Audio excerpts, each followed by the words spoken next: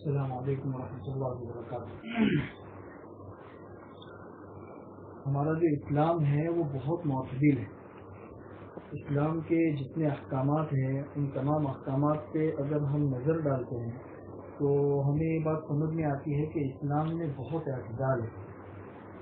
اسلام نے جتنے احکامات دیے ہیں وہ انسان کی تربیت کے لیے اور انسان کی اصلاح کے لیے ہے۔ جیسے نماز ہے، فجر کی نماز کا حکم دیا ہے۔ فجر کے وقت میں انسان کو اٹھنا بہت بھاری پڑتا ہے، لیکن پھر بھی حکم ہے کہ اٹھ کے نماز پڑھو۔ گرمی کے روزے ہیں، انسان نہیں رکھ پاتا ہے، پھر بھی شریعت نے حکم دیا ہے روزہ رکھو۔ اس کے علاوہ زکوٰۃ ہے، بہت سے احکامات ہیں۔ ان پہ اگر ہم غور کرتے ہیں تو پتہ چلتا ہے کہ اس میں ہماری اصلاح اور انسان کی تربیت مقصد ہے۔ لیکن اس کے ساتھ ساتھ میں شریعت کے اندر بالکل ایسا بھی نہیں ہے کہ اگر انسان مجبور ہو، پریشان ہو، پھر بھی اس کے اوپر جبر کیا جائے، ایسا نہیں ہوتا۔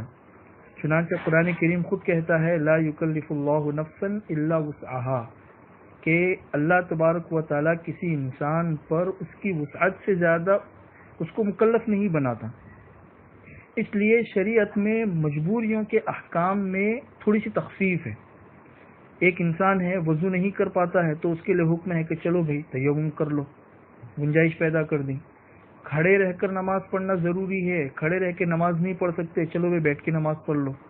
بیٹھ کے نماز نہیں پڑھ سکتے، چلو بھائی لیٹ کے نماز پڑھ لو۔ رمضان کا روزہ ہے، رکھنا ضروری ہے، لیکن کچھ مجبوریوں کی وجہ سے انسان نہیں رکھ پاتا ہے، چلو بھائی ابھی مت رکھو، بعد میں قضا کر لینا۔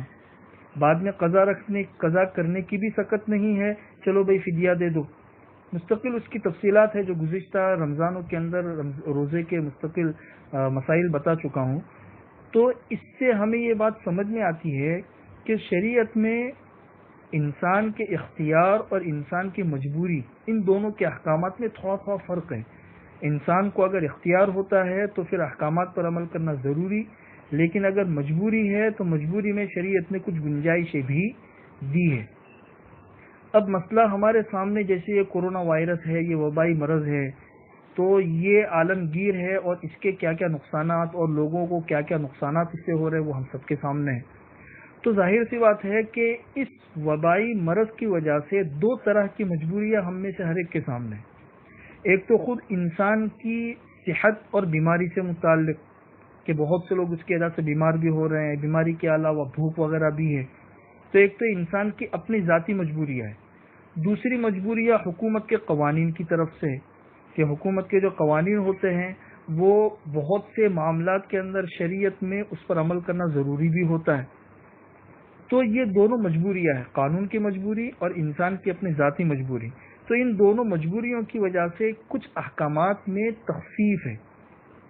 تو انشاءاللہ میں آئندہ کل سے آپ لوگوں کے سامنے اس کورونا وائرس اور وبائی مرض کی وجہ سے جو صورتحال پیدا ہوئی ہے تو اس کے کچھ مسائل ہیں، وہ مسائل کل سے انشاءاللہ آپ لوگوں کے سامنے بتاؤں گا تاکہ آپ لوگوں کو پتہ چلے کہ اس میں کیا کیا مجبوریاں ہیں اور کیا کیا گنجائش ہے۔ جیسے گھروں میں نماز پڑھی جا رہی ہے تو لوگ پوچھتے رہتے بھائی جماعت کے ساتھ نماز کس طرح پڑھے۔ اس کے علاوہ روزوں کے بہت سے مسائل ہیں، پھر اس کے علاوہ عیدین کے مسائل آئیں گے اور بھی بہت سے مسائل ہیں۔ تو میں کل سے انشاءاللہ آپ لوگوں کے سامنے ترتیب وار تھوڑی تھوڑی اخیر کے اندر بتاتا رہوں گا کہ یہ مسئلہ ہے اور اس کا یہ حکم ہے، یہ حکم ہے اور اس کا یہ مسئلہ ہے۔ تو کل سے انشاءاللہ اس سلسلے کو میں شروع کروں گا۔ اللہ تعالی ہم سب کو عمل کرنے کی توفیق نصیب فرمائے۔